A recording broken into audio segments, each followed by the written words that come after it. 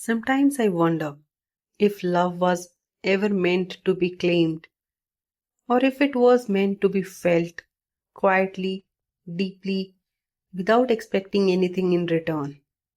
Because if it's the latter, then I have loved you perfectly.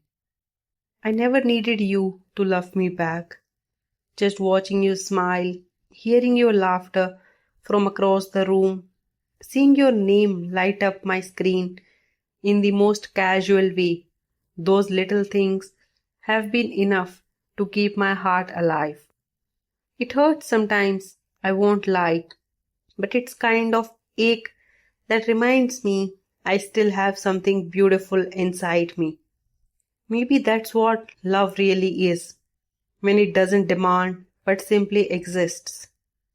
There are days when I imagine what it would be like if you looked at me with the same softness I have for you. But then I stop myself because I don't want to build a dream that would make reality feel cruel. You deserve a love that's easy, one that meets you halfway, holds your hand openly, and never hides behind silence. And if that love isn't mine to give you, I will still love you in my quiet way from the background where I belong. You have taught me how to feel deeply without falling apart.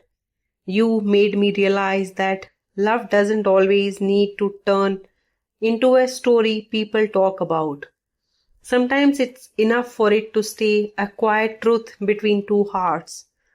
I don't hate this feeling. In fact, it's strange how much peace I find in simply caring for you, even when you have no idea how much you mean to me.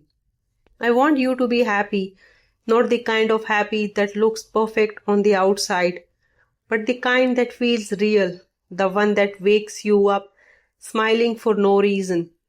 Even if that happiness takes you away from me, even if your heart chooses someone else, I will still be proud that I once loved someone so beautifully.